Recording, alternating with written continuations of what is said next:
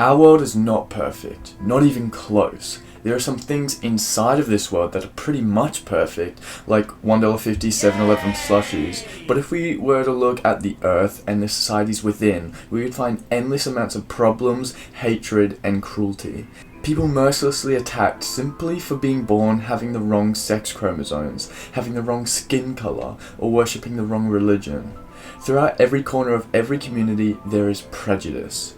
In some places, it's socially acceptable to openly express that prejudice, but in other places, like most Western societies, prejudice instead isn't outwardly exposed, but rather it sneakily seeps its way into the foundation of the society, burrowing itself into the pillars which every other thing springs off of, influencing policies and laws to, even if it doesn't explicitly say, favour one group of people over another. Every time a new law is made, it emerges from the root which already carries the initial prejudice, inadvertently passing it on to this new law as well. As a result, we can see that in our modern society, that even though prejudice isn't exactly demanded in our laws, once we analyse what each law was built off of, the societal climate of the time in which many of these laws were passed, and other interesting statistics, prejudice still seeps its way into our culture in the big 2-5. In a year where we have robot waiters at the sushi trains bringing you soy sauce packets, our society as a whole is still brought down by worrying about these stupid, trivial characteristics. The fact that, a lot of the time, the issues in a community lie hidden within the roots of everything else the community is based off, sometimes means that the issue can go unnoticed for a long time, silently bringing down one people while the benefactors are none the wiser. Until one day, something changes. The people that the system have suppressed for so long decide that no, they aren't going to take this anymore, and a revolution begins. There have been many revolutions in the history of the world, obviously. In fact, just in the 6 months I've been living in my new city, there's been a dozen huge protests that march all throughout the city, demanding change between the monstrous skyscrapers. People who are fed up with the current system demanding change. But also obviously, not every movement is successful. Most silently slip under the radar, maybe causing a slight stir for a day or two before returning to the realm of irrelevancy. There is one way, however, to increase the likelihood of a movement being successful, one that immediately will come clear, at least it's to me, that most, if not all, successful movements have had this one thing. Now I'd like to briefly go into detail about why I believe this to be true and how that ties into human psychology, while also seeing how the same tactic could be used by higher powers to keep us in line. That thing is a martyr. A martyr, if the Google definition is to be trusted, is a person who is killed because of their religion. And this is indeed how the word was mostly used throughout history. Noble people who stood with their belief through strife, holding on to their faith until the very end. However, despite the definition in the dictionary, I would make the claim that in this modern age, a martyr is someone who is killed through a particular act that exposes a flaw in a system, and then their face or image goes on to become a symbol of the movement, transforming into a beacon which articulates the aim of the movement in one simple image. The awe-inspiring vista of someone waving a flag with a person who died at the hands of a certain system, providing the rest of the rebels to see out the cause, is incredible. But it seems that, a lot of the time, it's almost solely thanks to the presence of a martyr that the movement picks up at all. A recent example, and one whose message reached even the most desolate places of the world, was George Floyd. Of course, George Floyd was murdered in a horrific case of police brutality in early 2020. His death perfectly exposed the systematic racism which was often demonstrated by the very people who were given the solemn duty of protecting the people. George Floyd went on to become the martyr of the Black Lives Matter movement, which continued for some time. Although there was a disappointing amount of political backlash to this simple message, Black Lives Matter, I think to most people, this forced them to fully look within themselves and consider whether or not they're harboring any internalized prejudice towards people of color. All in all, I would personally consider this movement to have been successful, and I'm sure most others would too. Agree or disagree with the movement, the fact still stands. A message was sent. But what if I told you the Black Lives Matter movement did not start following the murder of George Floyd, but rather it had actually been brewing for a number of years beforehand. In fact, as far back as 2013, by Alicia Garza, Patrice Cullors, and Opal Tometi. It began as a hashtag in response to the acquittal of George Zimmerman for the killing of Trayvon Martin.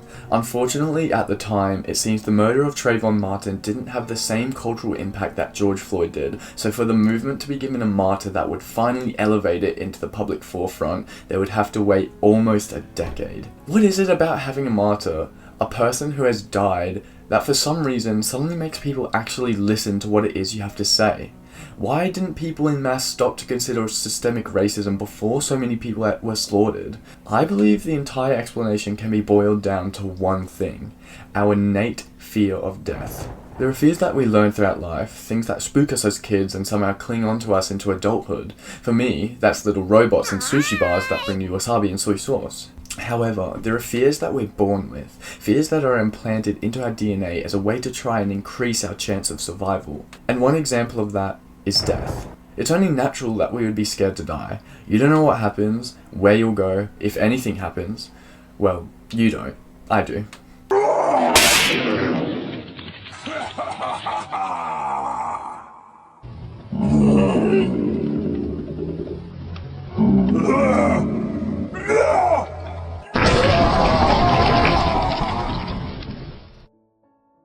But because of this, it seems, when we're seemingly reminded of our definite mortality, it pierces through our outer shell, stabbing right into our hearts, dodging any barriers, beliefs and prejudices that we wrap around it to protect ourselves. This fear is something that, no matter who you are, where you're from, or what you believe, it will reach you.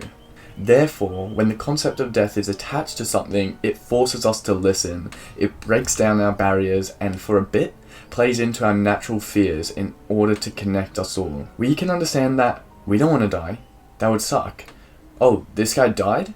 That sucks. We should totally do something about this so more people don't die, because that would totally suck. The acceptance that this particular event was absolutely not good is the first step in the deconstruction of the system as a whole, and apparently the best way to do this is with death. That's not to say that death is required for a movement to succeed.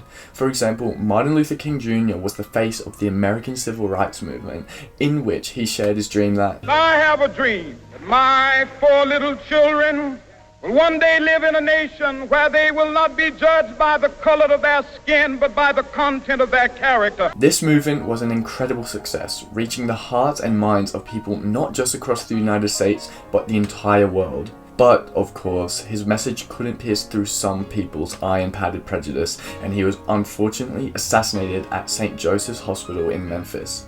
Despite his sudden and tragic death, the attackers were unable to halt the momentum of the message MLK Jr. constructed. Before his death, MLK Jr. pushed his snowball down the hill, and after his assassination, that snowball had developed into an avalanche. His death angered millions, probably billions of people, causing riots of angry civilians devastated that the person spreading this message of equality had been so aggressively silenced. MLK's death lit a spark in countless black Americans, encouraging them to pursue political careers of their own, reassured that once enough of them take a stand, they cannot all be silent. That was an example of where a movement saw success before it had a martyr. However, following the introduction of a martyr, the hold in which the movement had over the world was intensified tenfold. This fear of death can ultimately be manipulated by whoever decides to wield it, and we see it time and time again, even today.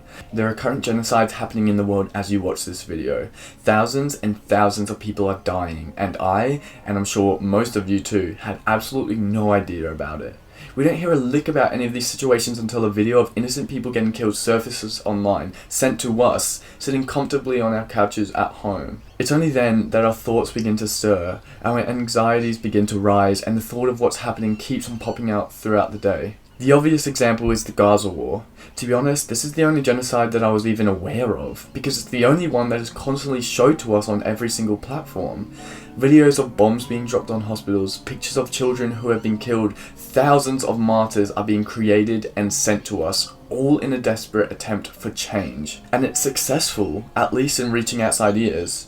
I know about it, and I'm sure you know about it too.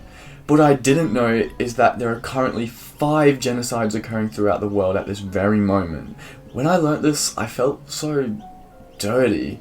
Finding out that so many people were dying while I get to sit here and play my stupid Nintendo games made me feel this weird mix of guilt, shame, and embarrassment, as if I had just got caught on my phone while at work. But then I thought, wait, why haven't I heard of these? Why is it that one genocide gets international coverage while the others continue in silence? Then I realised it's because there hasn't been a face attached to the murders. Without martyrs, people who we can look at and realise this person has just been slaughtered, hearing of a genocide can be no more impactful to some than reading out statistics. It's unfortunate, but it's a reality. Without people realising that the very thing that's happening to these people could indeed happen to you, people will not care, because we, as a people, are selfish. This video was a little more serious than the other ones, but I feel like given the topic, it wouldn't be appropriate for me to make a bunch of crazy edits to try and get a laugh out of you. This topic is serious, but also extremely disheartening because no matter how much this flaw in our behaviour is talked about, I fear that it's too deeply ingrained in our code to truly ever be fixed. And until we find a way to fix it, this is why I believe our movement needs a martyr.